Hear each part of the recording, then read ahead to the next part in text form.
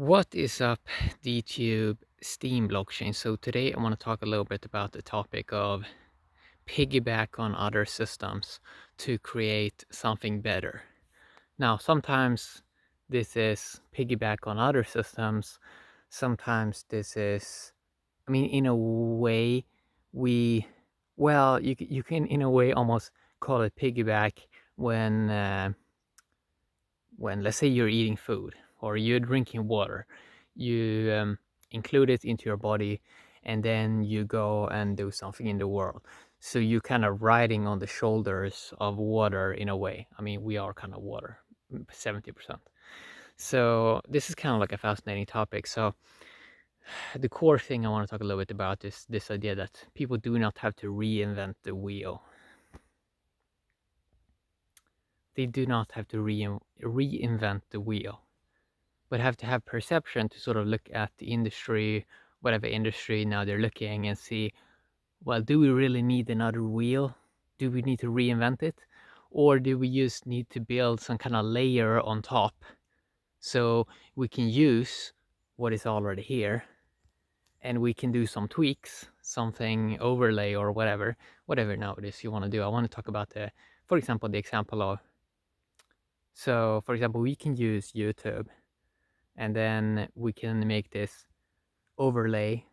So for example, you can embed YouTube videos on YouTube. So in a way, you're piggybacking a bit for video hosting on YouTube. You can embed the videos on DTube. You can also use IPFS, but you're including YouTube to sort of piggyback in a way to build a layer on top, which is a tokenized system that is the Avalon blockchain. So you get the DTC tokens and you get the Steam tokens, and you're not trying to reinvent the wheel exactly here. Waiting for eventually better technology also to arrive for video hosting and IPFS. This is probably gonna become even better in the future, and maybe some other technology will also improve on it. But at the moment, it's kind of cool, this aspect that you can sort of, so what we're seeing a lot in sort of the crypto industry is a lot this talk about we need to tear everything else apart, like almost the old systems. While it's kind of genius when you can sort of use the old system and and sort of work together, so you don't have to instantly slice off the other part. You don't have to cut off the leg. The leg still sort of works in a way. So, and then we also have this thing, this aspect that we should remember that. I mean, it's very easy to forget when you're really hooked into this like industry and you're always like getting the new latest information, especially the geeks, especially tech enthusiasts and other people sort of in this industry. It's very easy to forget that most people are not really plugged into that mode. And there are even people 2019, they're still learning Facebook. It's like it is, you have this sort of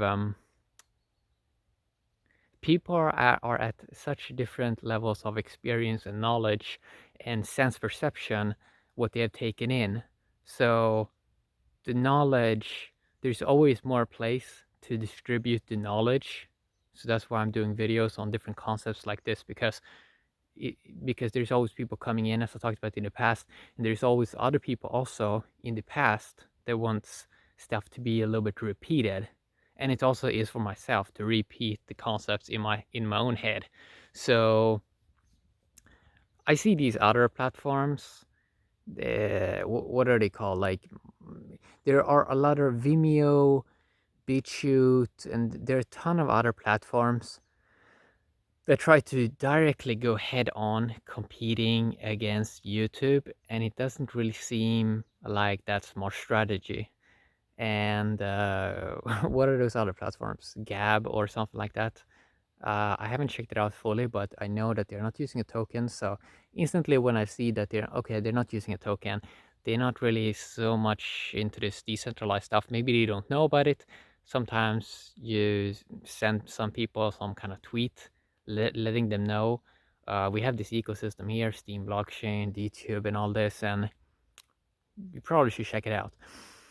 At the same time, you know that this knowledge for it to sink into people's head, they need to hear something like 20, 25 times. And I understand that because even if even a person that comes into this ecosystem, blockchain ecosystem, even if they have a lot of willingness, still takes around 6 months of like daily looking at it to try to sort of figure stuff out and see all the scams and all the trolls and all the psychopaths and all the sociopaths and see who's genuine and sort of understand it in a global landscape with all the news coming out and how everything sort of relates and all the craziness and all the weirdness. And yeah, so it takes a long time to sort of see how things are working. So the idea of piggyback is just amazing, like that concept, because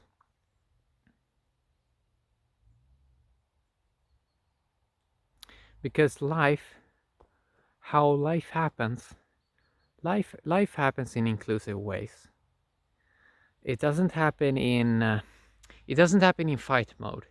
So I really look at it. I really try to look at it like, are these systems inclusive? Do they make sense?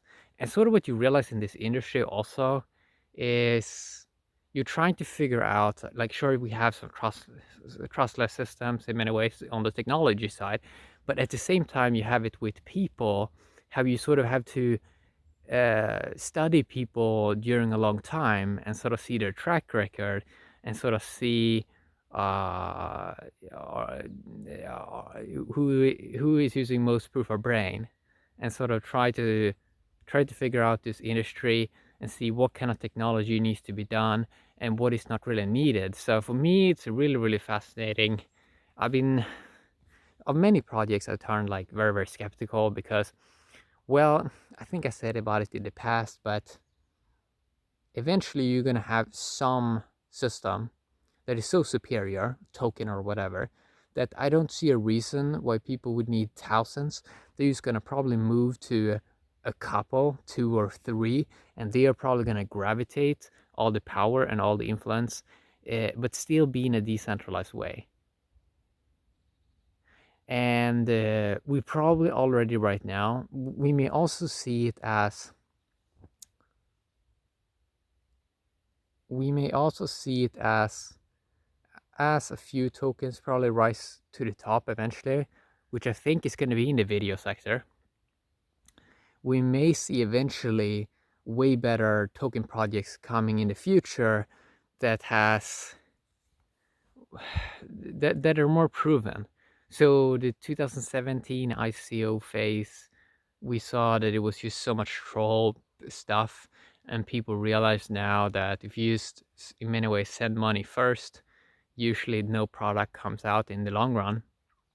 So right now, people sort of it's kind of nice to look at it in more of a piggyback state, where you see it. A lot of people using still Twitter, they're using Instagram, they're using Facebook, and they're sort of using crypto a little bit. So they see that they sort of still have to piggyback, right? It's not really ready yet to be this industry is really not ready yet to be some kind of tiger that jumps up and runs and that's gonna do something amazing right now.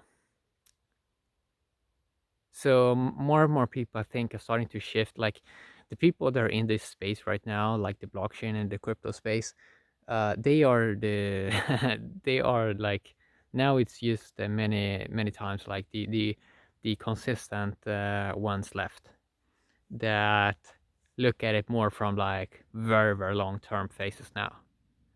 And even those like I look at like these buzzwords of Web 3.0,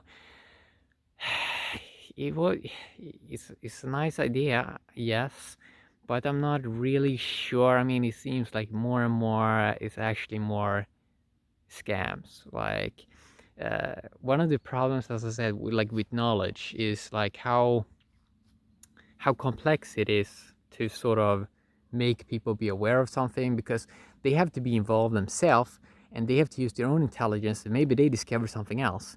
So getting people to sort of look at this industry and really pay attention and really be consistent so they have eyes on it daily, there's very few people that are basically doing that. So that's why you get, so that's why scams kind of like can come in very, very easily, and make so people have a horrible experience. And then it's kind of it's kind of complex then to like try to take in, let's say, your friends or family in this space, because you sort of see that, well, it kind of is chaotic. Even though, I mean, if you look at the world is already chaotic in many ways, and the more you learn eventually about this industry, the more you become more intelligent in many ways, and eventually you sort of start to see the patterns and all that. But yeah, piggyback, it's interesting to consider that more like, do something really need to be reinvented? I've been really considering this fact about this idea of like everyone's gonna do like 50 transactions per day or something like that, and it's like to all their friends and to all their global friends. Is it really gonna happen, or is people just gonna have a digital device that just sits in a box that just creates stuff? You know, I've started to question stuff a bit more, and that's kind of fun, because moving away more from conclusions to just try to look at things and really really be, looking at stuff and really see, well, is this something really needed? So yeah, I wanted to talk a little bit about that today. This piggyback concept is fascinating, how may not have to reinvent the wheel, may just be able to build some layer on top and have it work kind of cool.